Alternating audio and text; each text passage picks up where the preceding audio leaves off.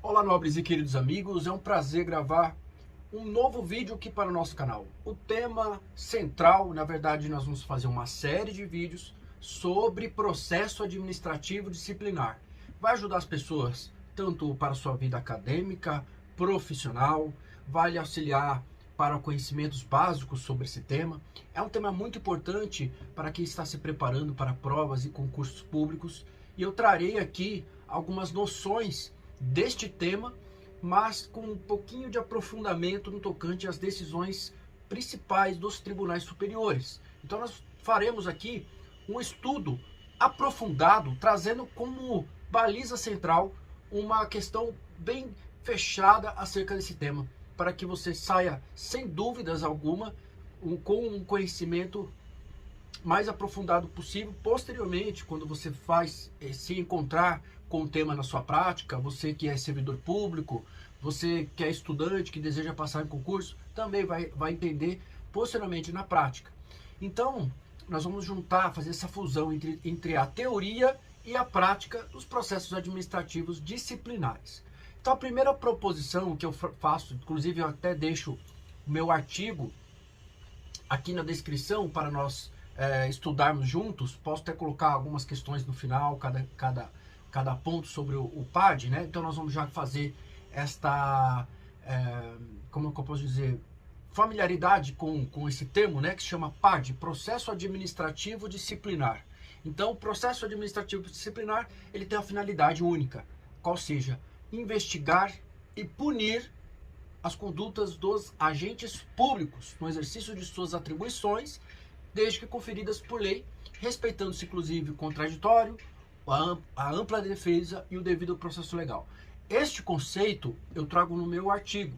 E eu criei praticamente esse conceito, digamos assim, baseado tanto das decisões dos tribunais, quanto também a própria doutrina pátria. Nossa doutrina de direito administrativo nos ensina muito acerca de determinados pontos, principalmente sobre conceitos. É muito importante, quando se estuda direito, você saber conceitos. Imagina você numa prova oral, você está totalmente familiarizado no tema, e de repente o julgador da banca examinadora, ele observa para você: doutor, uma pergunta, o que é o processo administrativo disciplinar? Então, a finalidade única, você tem que entender essa finalidade, para que serve, né? Então, tem um campo de existência do processo administrativo disciplinar.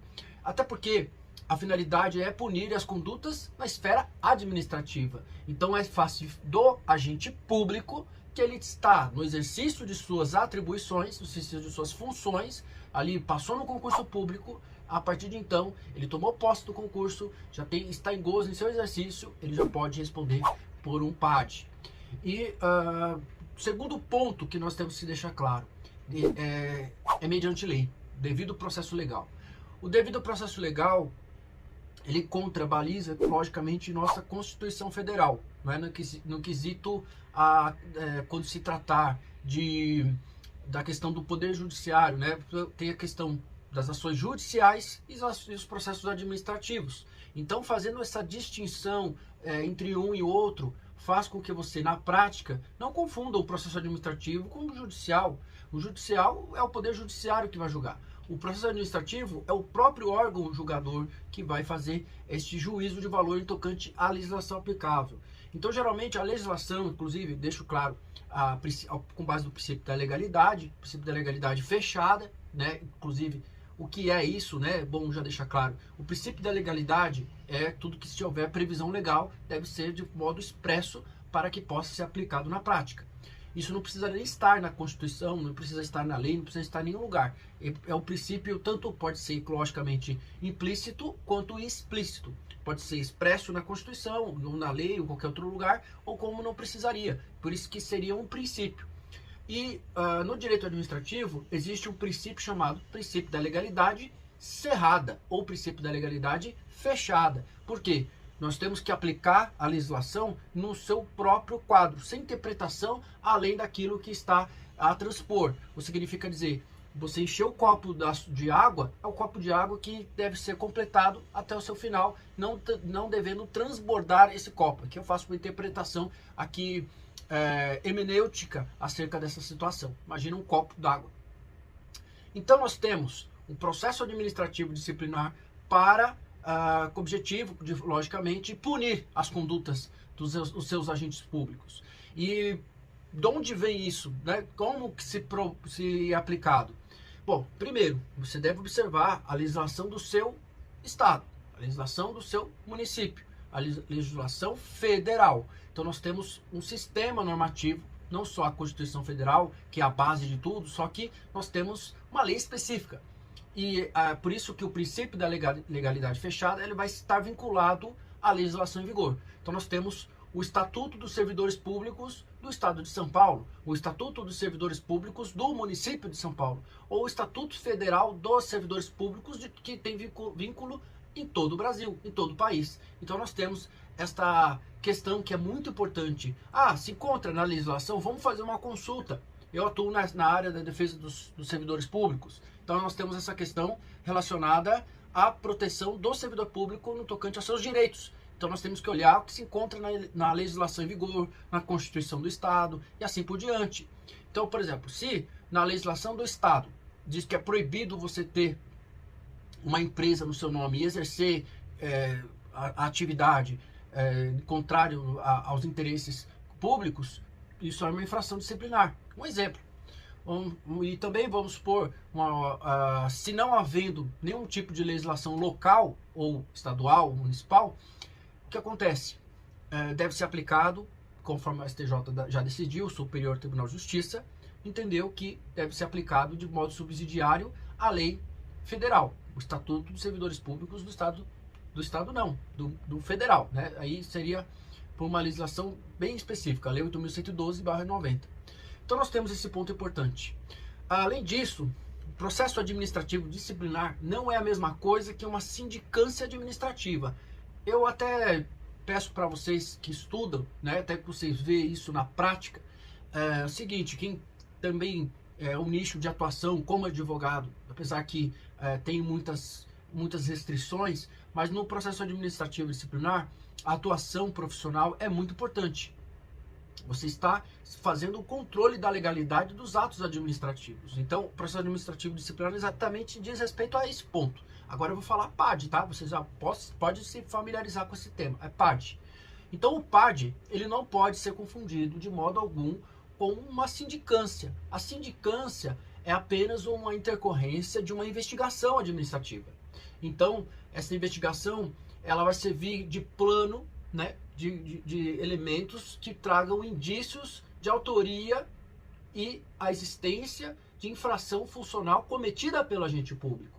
Muita gente confunde, até mesmo nas provas para concursos mais elevados, que eu já até vi alguns concursos dizendo que o processo administrativo disciplinar é o mesmo que de sindicância, e não é. Inclusive, se fosse isso, não estaria uma previsão do artigo 145 da Lei 8.112/90, que trata sobre questões da sindicância. Então ele deve sim basear, né, as fases da sindicância, inclusive, apenas visa investigar, inclusive, a existência do fato, de um indício de autoria e infração funcional. E também existem situações com o artigo 145 do regime jurídico dos servidores públicos federais, que trata sobre as decisões de sindicância. Como que vai acontecer? Ele vai observar o princípio da legalidade, né, o devido processo legal e ampla defesa, contraditório, esses princípios super importantes. E tem outra questão, quais decisões que vai tomar? Se verificou uma situação em que há uma existência de indício de autoria e violação à função cometida pelo servidor público, pelo agente público, a consequência será, se ele verificou que não havia, vamos arquivar, número 1. Se ele verificou que há aplicação de penalidades ou advertências, aí existe uma limitação, é até 30 dias, uma limitação de suspensão por 30 dias. Isso o artigo 145 da Lei 8.112/90 trata. E a terceira, se não é caso de arquivamento e não é caso de penalidade, de advertência, que chegar a advertir, pode ser verbal, pode ser por escrito, ou mesmo uma suspensão de 30 dias, tem terceira possibilidade, que é a instauração do PAD, a instauração do processo administrativo disciplinar, quando aplicar uma penalidade mais gravosa. Então nós temos uma questão, uma limitação que faz, de certo modo, uma espécie de controle lá na esfera federal. Mas pode ter na esfera estadual e outras esferas? Acredita-se que sim.